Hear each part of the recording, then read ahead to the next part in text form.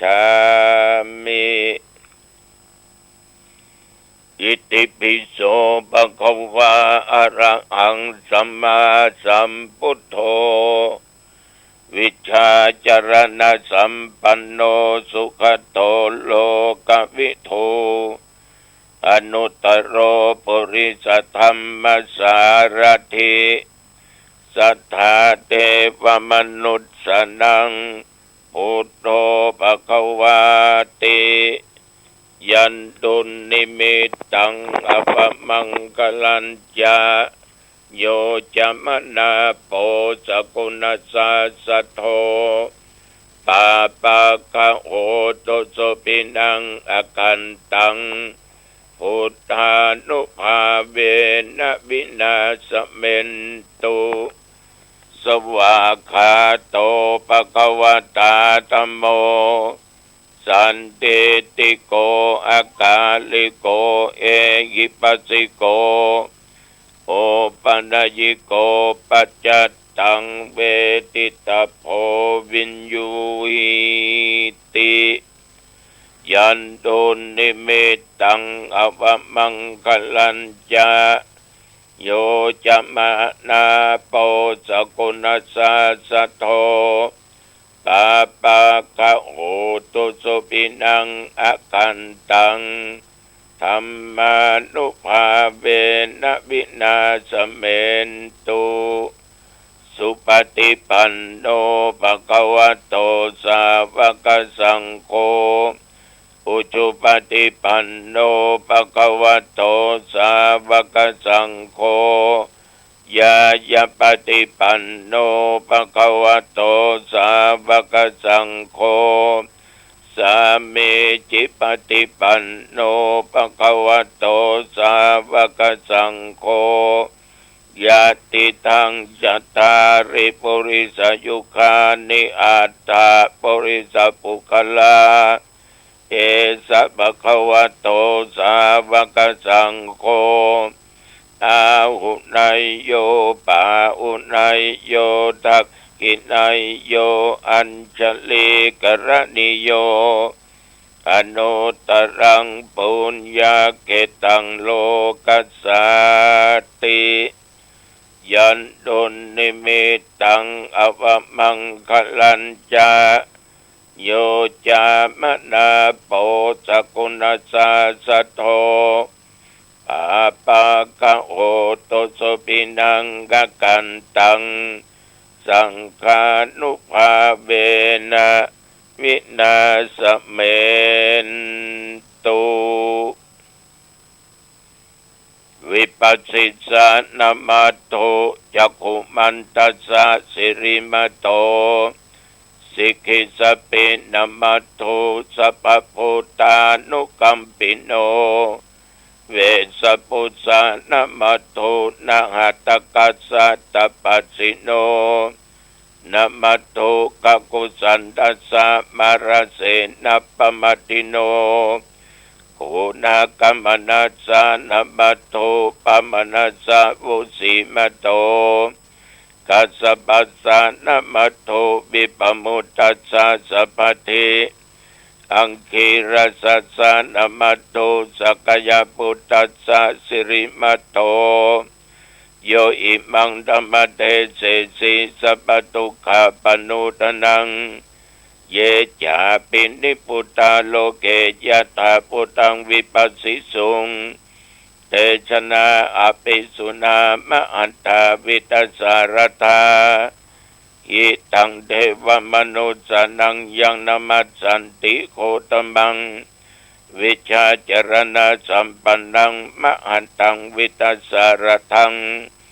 วิชาจรณะสัมปันนังพุทธังวันธามะโคตมันติ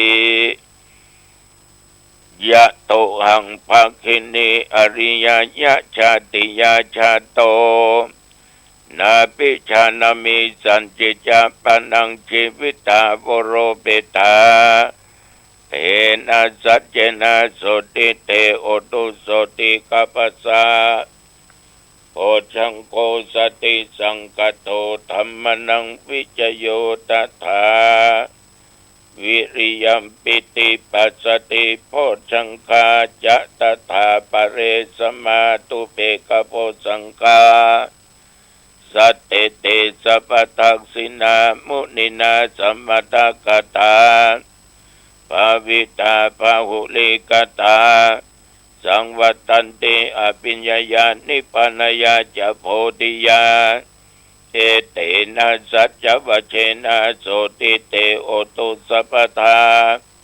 เอกัสสมิงสัมมาเยนะโถโมคลานัจจกัสสปังกิลาเนตุกิเตติสวาโพชังเคสตะเทสญิเตจตังอภินันติตวาโรกามุจิงสุตังคเนเอเตนะสัจจวัชเชนะโสติเตโอตุสัพพทาเอกาธาธรรมราชาปิเคลัญเยนะปิปิริโตจุนดาเถเรนะตัญเยวะพนาเปตวานะสาธรังสัมโมติตวาจะอปทาตัมหาพุทธาสิทานโสเอเตนะสัจจวัชเชนะโสติเตโอตุสัพพทาปะอินาติจะอภาตาตินนัมปิมะอิสินัง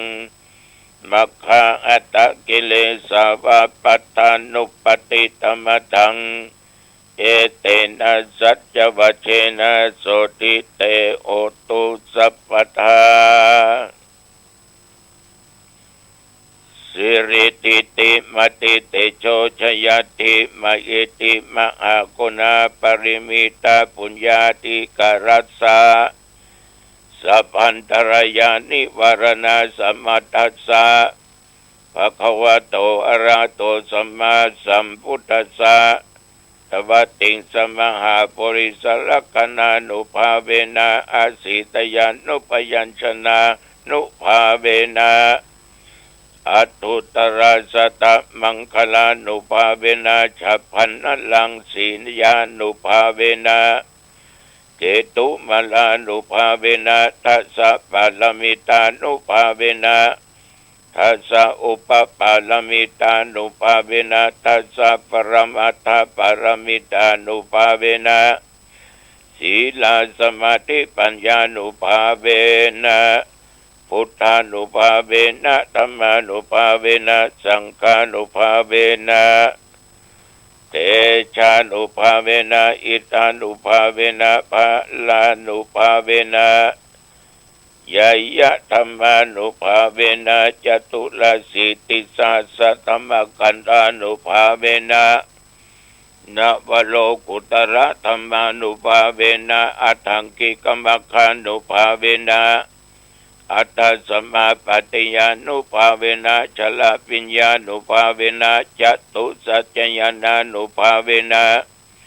ทัสสะปรยานุภาเวนะสัพพัญญุตญาณานุภาเวนะเมตตากรุณามุทิตาอุเบกขานุภาเวนะสัพพปริตานุภาเวนะรัตนัตยานสรณานุภาเวนะตุยงังสัพพโรกัสโสกุปัตตวาทุกขโตมนัสสุปัญญาสาวินาสันตุสัพพอันตรายาปิวินาสันตุสัพพสังกัปปะตุยงังสมิชันตุอิกายุกตะตุยงังโกตุสัตตวัสจิวินาสัมมังกิโกโหตุสัพพทาอากาสัพพปะทะวนะภูมิกังคามหาสมุทาอารักกาเทวตาสทาตุมเห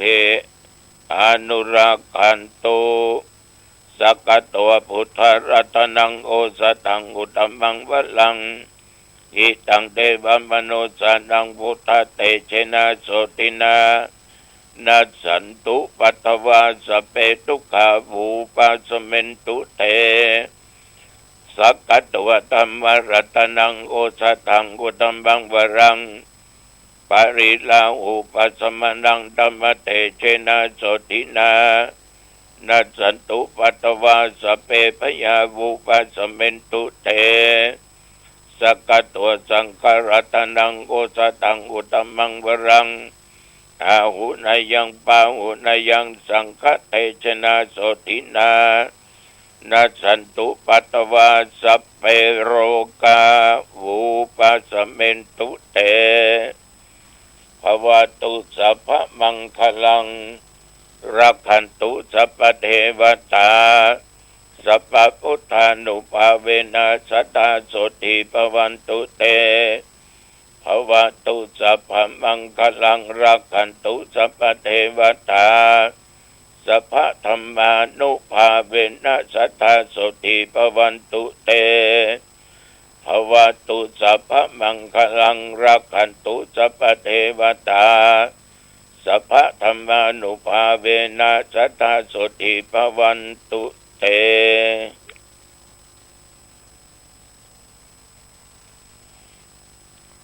โดยบทพุทธานุภาพธรรมานุภาพสังฆานุภาพบทสาธยายมนต์อันศักดิ์สิทธิ์โดยจิตอันเป็นสมาธิอัตมภาพขอปัญโยกปัญใจอำนวยอวยพรแก่คณะสัทธาญาติโยมถึงเท่าถึงหนุ่มถึงกำถึงยิงถึงใจที่ติดตามฟังรายการปกิณกะธรรมะและที่บ่ได้ฟังก็ตามอันเป็นเพื่อนร่วมโลกร่วมชีวิตเกิดแก่เจ็บตายเดียวกันขอสาธุชนทุกท่านจงมีแต่ความสุขกายสบายใจสุขภาพกายก็แข็งแรงใจก็ตั้งมั่นเข้มแข็งดีขอทุกคนนั้นจำเริญด้วยสติและสมาธิและตัวปัญญาเดินทางไปเหนือใต้ตรงออกไกลและไกลขอแคล้วคลาดจากภัยพิบัติภัยอันตรายต่างๆก็ว่าโรคาภัยปัญญาธิภัยตลอดจนอุปัทวะภัยอันเกิดจากการเดินทางโดยอุบัติเหตุอย่าได้มาก้ำมากายอย่าได้เกิดมีโลกาเปียติที่ญาติโยมจะลงอยู่หายโอมสวหายโอมสวหายที่จะเกิดมาไปหน้าอย่าได้มาใกล้อย่าได้มากายจำเริญด้วยกิจการงานทุกชนิดจำเริญในตำแหน่งหน้าที่ทุกอย่างอายุวันนะสุขภะละตอนดีอันล้ำเลิศอันประเสริฐนี้จงบังเกิดแก่ญาติโยมทุกท่านทุกคนขอเจริญพรกรมอุตุบอกตักเตือนอยู่ตลอดเวลาว่าฤดูนี้เป็นฤดูฝนฉะนั้นจะมีฝนตกบางแห่งบางที่บางเตื้อบ่ตกที่เฮาตกที่เปิ้นอย่างตะวันวานี่ก็หนองตองไม่มีฝนตกแม้แต่หยดเดียวเม็ดเดียวพี่น้องศรัทธาสาธุชนญาติโยมท่านผู้ฟังตะวันนี้ตั้งแต่เจ้ามาจนถึงปัจจุบัน24 ชั่วโมงกินข้าวง่ายเรียบร้อยแล้ววันนี้ก็มีญาติมีโยมมาสู่ที่วัดมาทำบุญต่อจากนั้นอาตมาก็เดินทางไปเทศบาลนางดงเพื่อไปบรรยายธรรมะแก่หน่วยงานราชการคณะครูอาจารย์ของเทศบาลตำบลนางดงประมาณ200 กว่าท่านมีท่านนายอำเภอเป็นผู้เปิดมีวิทยากร 2-3 คนขอบใจต่างๆเทศบาลมีนายกเป็นเป็นประธานขอบใจนักขอบใจหลายที่ได้นำพนักงานได้รู้จักจริยธรรมรู้จักศีลธรรมรู้จักการทำงานที่มีคุณภาพรู้จักคนรู้จักงานรู้จักสถานที่ต้องขอบใจต่อจากนั้นมาก็กลับมาวัดพอดีไม่ออกก็ออกเพิ่นก็เดินทางมาจากจังหวัดพะเยาเดินทางมาจากหลังวัดสวนดอกเอามากระทำบุญก็ได้นั่งสนทนาธรรมกันเนี่ยต่อจากนั้นฉันเข้าเรียบร้อยแล้ว อันเป็นอาหารมื้อเพลก็มีญาติโยมมีโยมหมอมากระทำบุญถวายวัตถุโภชนะอาหารถึงลูกถึงเต้าอีน้องนี่เก่งเรียนทันตแพทย์ปี6ละต่อจากนั้นก็ไปเยี่ยมดูในการบำเพ็ญกุศลศพของสาธุเจ้าทนงศักดิ์ก็เป็นลูกศิษย์ลูกหาเนี่ยบวชที่วัดได้ย้ายไปอยู่หนองไคร้กับสาธุเจ้าที่เป็นตุหลวงได้ถึงแก่มรณภาพไปอายุอานามได้57 ปีป่วยด้วยโรคมะเร็งได้หลายปีละก็สิ้นชีวิตไปได้วัน2 วันมานี้ก็จะทำการประชุมเพลิงวันที่19ณที่ประจำหมู่บ้านจากนั้นก็กลับมาวัดมาว่าอาบน้ำอาบท่าพักผ่อนจนตราบเท่าปัจจุบันนี้พี่น้องศรัทธาสาธุชนญาติโยมท่านผู้ฟังท่านทั้งหลายถึงวันเนี่ยตัวเฮามันยุ่งตัวเฮามันทุกข์หาความสุขบ่ค่อยได้แบบว่าเปิ้นแบบว่าตัวเพราะชีวิตของคนเราทุกคนเกิดมาต้องดิ้นรนเสาะหาเพื่อเลี้ยงชีวิตชีวาของตัวและที่รับผิดชอบในครอบครัวทุกคนต่างแสวงหาลาภยศสุขสรรเสริญอันเป็นโลกธรรมมันเป็นสิ่งธรรมดาที่มันเกิดขึ้นแก่สัตว์โลกมันหมุนเวียนเปลี่ยนไปบางครั้งอยู่ก็มีลาภเกิดขึ้นบางทีก็เสื่อมลาภบางครั้งก็ได้ยศถาบรรดาทรัพย์บางเตื้อก็เสื่อมยศไป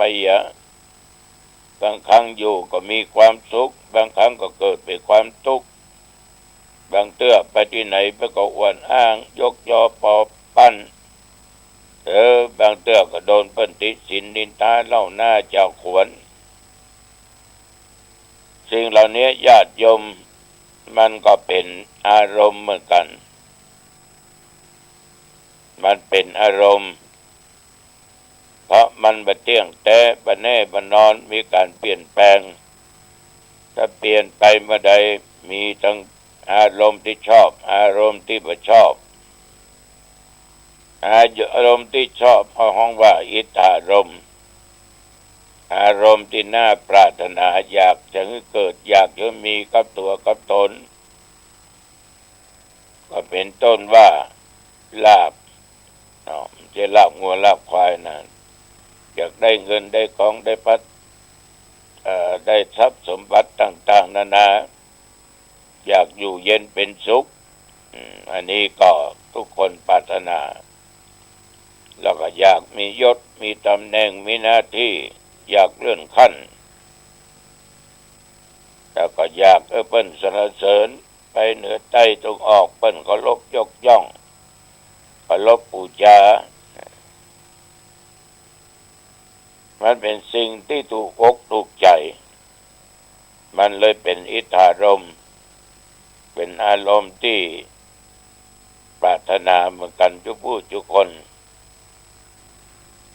แต่บางครั้งบางคราวนั้นญาติโยมมันก็ต้องประสบกับสิ่งที่มันพอใจบ่ถูกใจซึ่งเป็นว่าเป็นอนิจจารมณ์เป็นอารมณ์ที่บ่น่าปรารถนาบ่อยากจะเกิดบ่อยากให้มีบางสิ่งบางอย่างมันทำให้เกิดความขัดแย้งขัดเคืองใจ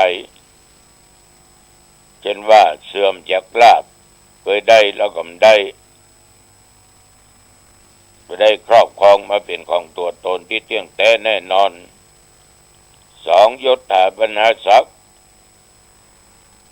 มันก็เป็นอดีตไปอย่างผู้ใหญ่บ้านก็เป็นอดีตกำนันก็เป็นอดีตสทสขเป็นอดีตนายกก็ยังมีเนาะอดีตทุกเจ้าก็เสียก็ไปเป็นพี่น้อยเป็นพี่หนาน เนี่ยญาติโยมมียศมันก็เสื่อมยศมีลาภก็เสื่อมลาภมีสุขก็มีทุกข์เพราะมันเป็นของคู่กันมีกระสุขอย่างเดียวเป็นไปบ่ได้ทุกข์อย่างเดียวเป็นไปบ่ได้มีเปิ้นนินทาป้องสรรเสริญป้องเนี่ยถ้าถูกนินทาก็เป็นทุกข์อกทุกข์ใจก็อยากคือไผมาด่ามาว่ามาติฉินนินทาในชีวิตตัวเก่าก็เลยเป็นทุกข์แล้วก็เป็นสิ่งที่บ่ชอบตัวฉะนั้นทุกวันเนี้ยบอกว่าเปิ้นว่าตัวถูกโลกธรรมครอบงำอยู่มันก็เลยเป็นไปอย่างเงี้ยเดือดร้อนกันอย่างเงี้ยย้ำอีกครั้งหนึ่งเนอะพระธรรมอันเป็นคำสอนของพระพุทธเจ้าพระวินัยเป็นข้อบัญญัติที่พระองค์ทรงบัญญัติไว้บ่ได้เสื่อมบ่ได้เสียใดๆทั้งสิ้นเนอะ2,500-600 ปีมาแล้วเป็นมาอย่างใดก็เป็นอยู่อย่างนั้นเพราะธรรมะก็เป็นของจริงวินัยก็เป็นของแท้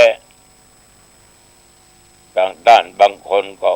โกรธกรวนว่าศาสนาเสื่อมละถึงเขาไว้พระสงฆ์ละจะเอากับพระพุทธพระธรรมญาติโยมมันเป็นเรื่องของมนุษย์เป็นเรื่องของคนเป็นเรื่องของสัตว์โลกคนเราเกิดมามันถึงเป็นอย่างเงี้ยมันเป็นอย่างเงี้ยอันไปแบ่งมาเป็น2เพศผู้ชายก็มีไม่หญิงก็มีต่างคนต่างก็มีอาวุธเป็นคนละอย่างละตีละต่างฉะนั้นโยมทั้งหลายไม่ต้องไปซีเรียสพุทธศาสนาไม่ได้เสื่อมนะมันไม่ได้เสื่อมพระธรรมไม่ได้เสื่อมศีลไม่ได้เสื่อมนั่นเป็นเรื่องของบุคคลเป็นเรื่องกรรมเรื่องเวรเรื่องของคนก็แล้วกันเอาละวันนี้อู้จ่าไปมาก็พอหายพอดีสมบึงควรแก่เวลาอายุวันโนสุขังพลังพบกันใหม่โอกาสหน้าเจริญพร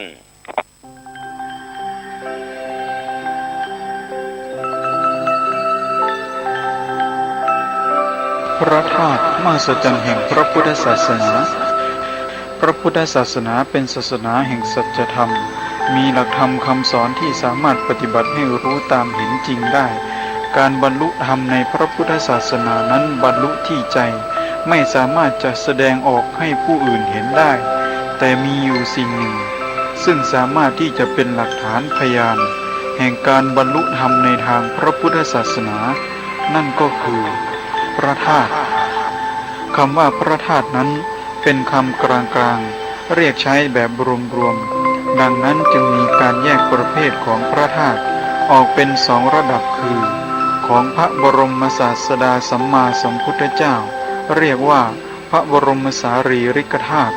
ของพระอรหันตสาวกเรียกว่าพระอรหันตธาตุพระบรมสารีริกธาตุของพระพุทธเจ้านั้นมีอยู่2ประเภทคือ 1. ประเภทไม่แตกกระจายคงรูปตามเดิมมี7ส่วนคือพระเขี้ยวแก้ว4พระลากขวัญ2และพระอุณหิต1 2. ประเภทแตกกระจายเป็นส่วนอื่นนอกจาก7ส่วนนั้นจะไม่มีลักษณะเดิมของอัฐิเหลืออยู่ขนาดเล็กเท่าเมล็ดพันธุ์ผักกาดขนาดกลางเท่าเมล็ดข้าวสารหักและขนาดใหญ่เท่าเมล็ดถั่วเหลืองพระอรหันตธาตุของพระสาวกนั้นมีลักษณะแตกต่างจากพระบรมสารีริกธาตุคือมีขนาดใหญ่กว่าพรรณะหยาบกว่าและหลากหลายลักษณะสันฐานตามวาสนาบารมีของพระอรหันต์แต่ละองค์จะอย่างไรก็ตามพระธาตุและพระบรมสารีริกธาตุก็มีคุณสมบัติเหมือนกันคือถ้าหากมีขนาดเล็กเท่าเมล็ดข้าวสารลงไปสามารถลอยน้ำได้น้ำจะเป็นแอ่งบุ๋มลงไปรองรับพระบรมสารีริกธาตุไว้และปรากฏรัศมีเป็นฉากแขกอยู่โดยรอบหากลอยน้ำพร้อมๆกันหลายๆองค์ก็จะค่อยๆลอยเข้าหากันและติดกันในที่สุดหากเป็นพระธาตุที่มีขนาดใหญ่ก็สามารถที่จะเปล่งแสงในการเวลาอันสมควรได้เสด็จมาเพิ่มจำนวนได้เสด็จหายไปได้ขยายองค์ใหญ่ขึ้นได้รวมหลายองค์เข้าเป็นองค์เดียวได้ในแผ่นดินไทยของเรา ได้รองรับพระพุทธศาสนาเป็นเวลาเกือบพันปี มีผู้ปฏิบัติธรรมได้บรรลุมรรคผลเป็นจำนวนมาก แม้ในปัจจุบันก็ปรากฏเป็นข่าวเสมอว่ามีพระอริยสงฆ์ที่มรณภาพแล้วอัฐิแปรสภาพเป็นพระธาตุจึงทำให้เกิดมีการบันทึกลักษณะการแปรสภาพจากอัฐิหรือเศษกายของพระอริยเจ้าสู่ความเป็นพระธาตุดังนี้การแปรสภาพเป็นพระธาตุจากอัฐิมี4ลักษณะคือ 1. จากเดิมกระดูกเป็นฟองแล้วเริ่มหดตัวบางส่วนรวมตัวเข้าเป็นผนึกหินปูนจะมากขึ้นและเริ่มมนจนเป็นพระธาตุโดยสมบูรณ์มีลักษณะกลมรีคล้ายเมล็ดข้าวโพด 2. จากกระดูกที่เป็นชิ้นยาวแนวเยื่อกระดูกเป็นเส้นบางๆเยื่อกระดูกเกาะเป็นผนึกหินปูนจนเต็มรูพุนและแปรเป็นพระธาตุซึ่งมีลักษณะคงรูปเดิมของชิ้นอัฐิ 3. ชิ้นอัฐิธรรมดามีองค์พระธาตุผุดขึ้นและค่อยๆโตขึ้นและหลุดออกเป็นพระธาตุโดยสมบูรณ์ 4. ในขณะเผาศพมีวัตถุธาตุเศษกายส่องแสงประกายหยดออกจากร่างตกกระทบกับสิ่งที่รองรับก็กระจายออกเป็นพระธาตุขนาดต่างๆนอกจากการแปรสภาพจากอัฐิยังมีการแปรสภาพจากส่วนอื่นเช่นแปรสภาพจากเส้นเกษาโดยมีการรวมตัวกันเป็นเส้นเกษามีเส้นใยใสๆงอกออกมาเกี่ยวพันกันจนแน่นแล้วรวมตัวเป็นเนื้อเดียวกันและเป็นพระธาตุในที่สุดบางครั้งก็มีพระธาตุงอกออกมาจากปลายของเกษาและหลุดออกมาเป็นพระธาตุโดยสมบูรณ์ในบางครั้งก็มีผนึกพระธาตุเสด็จมาประทับรวมกับเส้นเกษาโดยปาฏิหาริย์แม้ในขณะที่ท่านยังมีชีวิตอยู่ก็มีการแปรสภาพเป็นพระธาตุจากส่วนต่างๆของร่างกายของท่านเช่นกระดูกสะบ้าเส้นเกษาเล็บฟันชานหมากข้าวก้นบาทเป็นต้นแม้วัตถุมงคลของท่านบางครั้งก็มีพระธาตุเสด็จมาเกาะอยู่ด้วยนอกจากนี้แล้วเท่าอังคารก็สามารถแปรสภาพเป็นพระธาตุได้หรืออุจจาระของท่านก็แปรสภาพเป็นพระธาตุจนบางสำนักต้องสั่งให้เอาปูนมาโบกทับส้วมของท่านไว้ไม่ให้คนมาขุด